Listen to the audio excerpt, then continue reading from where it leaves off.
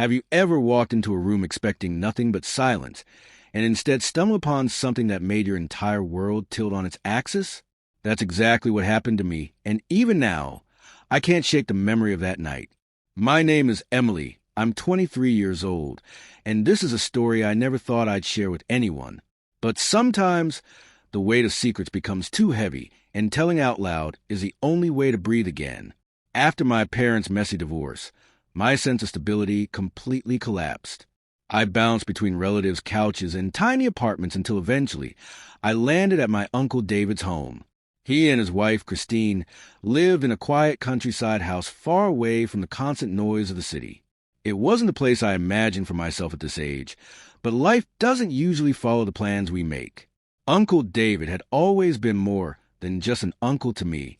When I was little, he was the one who taught me to ride a bike, helped me with my science projects, and even surprised me with my first car on my 18th birthday. He was steady, patient, and kind. Naturally, when my mom needed someone to step up and house me while she relocated for work, he was the first to say yes.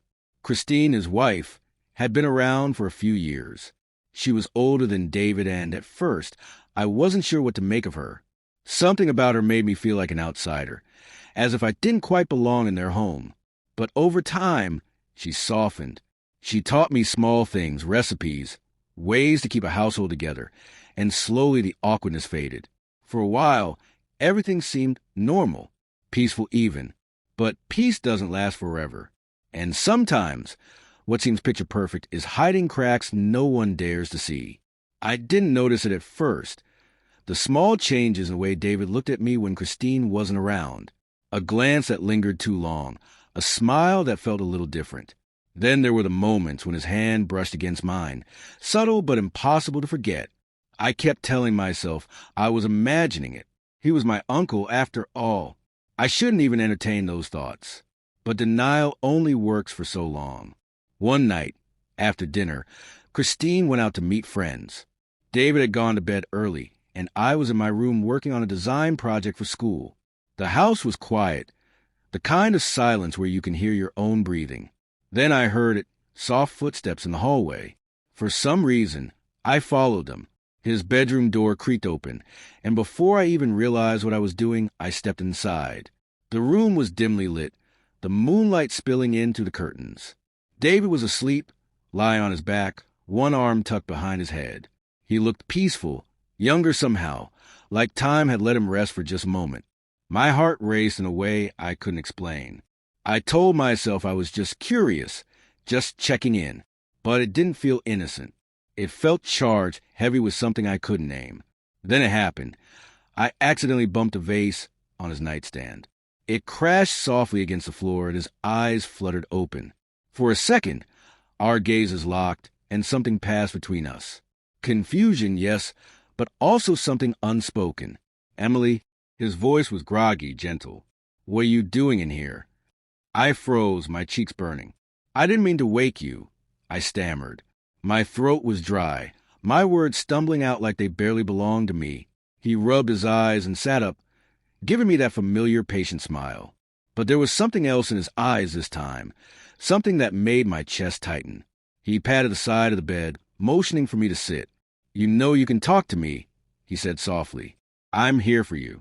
I hesitated, every nerve in my body screaming at me to leave, but something stronger pulled me forward. I sat down beside him.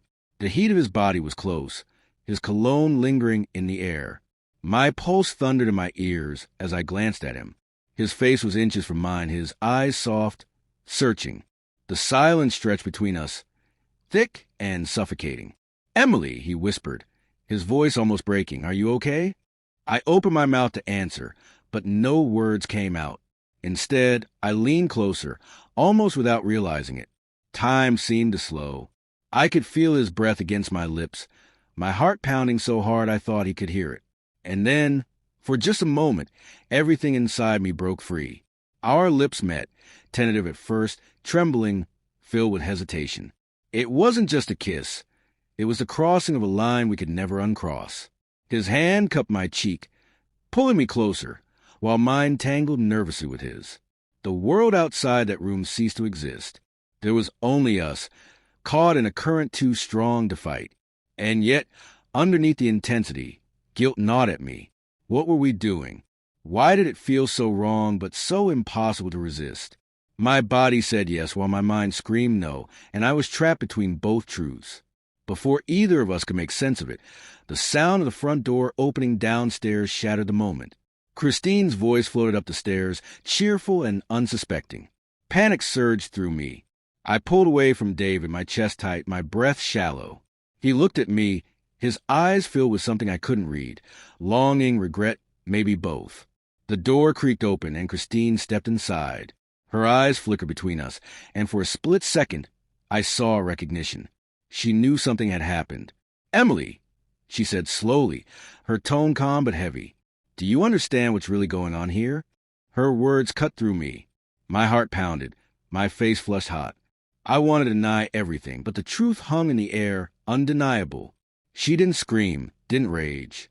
Instead, she looked at both of us with an expression that was somehow worse, sadness. That night changed everything. The house that once felt like a safe haven now felt like a battlefield of secrets. Every glance, every silence carried weight. David avoided my eyes. Christine's words echoed in my head, and I was left wondering if the line we crossed had destroyed us all. I don't know what comes next, but I know this. Once you step into a room and see the truth, no matter how forbidden, you can never unsee it. And sometimes, the hardest part isn't what happened, but learning how to live with it afterward.